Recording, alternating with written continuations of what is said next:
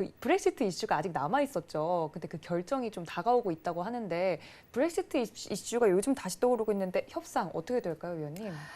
지금 미중 무역 협상에 가려서 영국 브렉시트가 언론이나 뭐 시장에서 많이 거론이 되고 있지는 않았습니다. 맞아요, 네네. 하지만 제가 이제 그 전에 방송에서도 영국 그 브렉시트에 대한 부분을 자주 언급을 했었는데요. 현재 영국과 유럽 간의 브렉시트가 협의가 임박했다는 신호에 파운드화가 급등을 했습니다.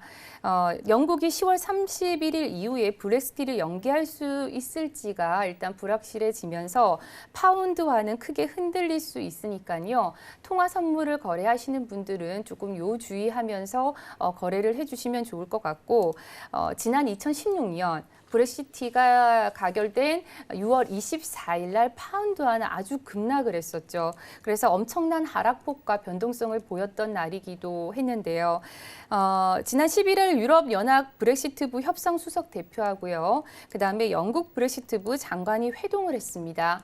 일주일에 2번씩 회동을 하면서 협상안을 계속 주고받고 있는 상황인데 10월 14일 논의된 내용을 가지고 얼만큼 진행됐는지 다시 검토할 예정인데 이번에 협상 수석 대표부와 유럽연합 브렉시트부 장관이 회동을 가진 거에 대해서는 기대를 갖게 한 것이 뭐냐면 지난번에 안정장치 당사국인 아일랜드 총리하고요. 그다음에 영국 총리가 미팅을 가진 다음에 이 아일랜드 총리가 합의를 가능하다는 긍정적인 메시지를 일단 전달을 했습니다. 그래서 막판에 유럽연합과 영국이 합의를 이끌어내겠구나 하는 기대감이 조금씩 올라오기 시작을 했습니다.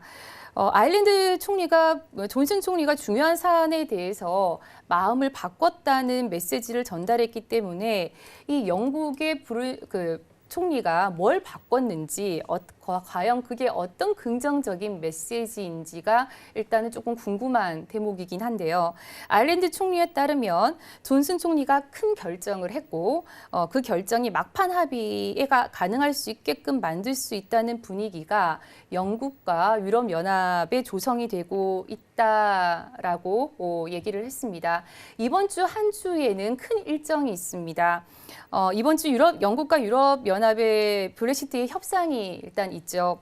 지난번 영국 의회에서요, 노딜 브렉시트 방지법이 의회를 통과를 했기 때문에 당연히 1월 31일까지 연기가 된 게 아니냐라고 생각할 수 있을지 모르겠지만 이번 주에 가장 중요한 일정 중에 하나가 영국의 브렉시트가 아닐까 하는 생각이 듭니다. 이번 주에 10월 17일, 18일 내일하고 모레에 벨기에 브뤼셀에서 유럽연합 정상회의가 일단 열립니다. 일단 예정된 정상회의에 승인하려면 15일 자정까지 브렉시트 이행을 위한 법문서가 일단은 마련이 돼야 하는 상황이고요. 영국 의회에서는 19일까지 이 정부가 유럽연합과 합의안을 마련해서 의회 승인을 받지 못하면 브렉시트 일정이 내년 1월 31일로 연기되도록 되어 있습니다. 그러나 존슨 총리는 합의 여부와 상관없이 이달 31일 브렉시트를 강행하겠다고 일단 공언을 한 상황이죠. 만약에 그 전에 지난번 아일랜드 총리하고요, 존슨 총리가 이야기를 내서 존슨 총리가 큰 결정을 일단은 했고 그로 인해서 긍정적인 메시지를 낸 만큼 재협상이 체결이 된다라면 이번 주에 진행되는 브뤼셀 그 정상회의에서 그 재협상에 대한 내용을 가지고 일단은 추인하는 자리가 될 것으로 보입니다.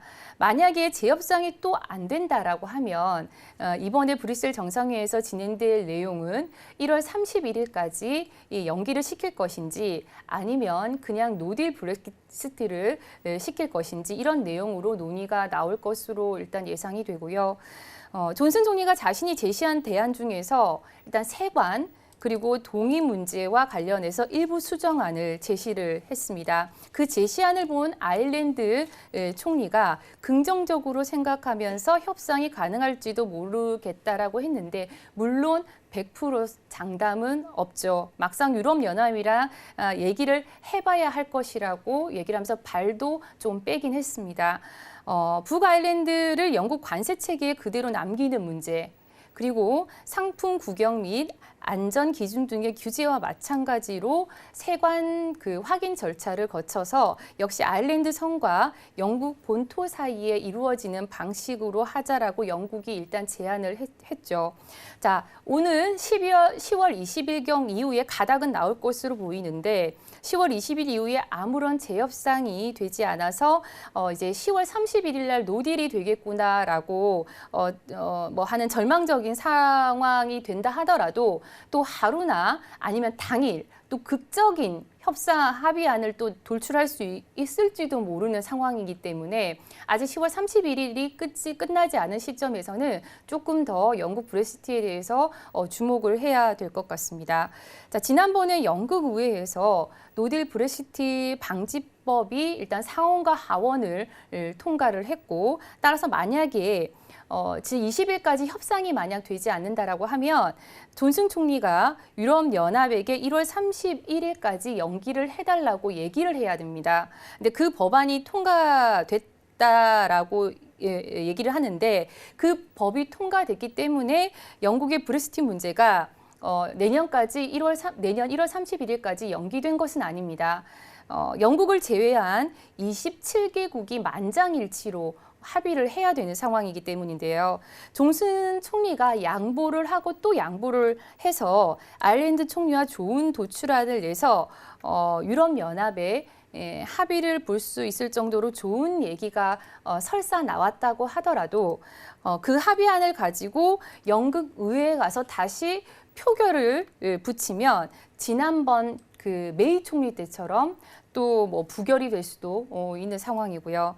자, 이 여러 가지 측면의 가능성을 열어두고 영국 브렉시트를 조금 더 생각을 해야 될 것 같습니다. 파월 의장 역시도 미중 무역 분쟁도 말할 것도 없지만 이 브렉시트 등을 포함한 대외 여건이 이 경제에 조금 불안성이 되고 있다라고 발언을 한 만큼 다음 주 가닥이 나올 브렉시트 협상안에 대해서 좀 주목을 많이 해야 될 듯합니다.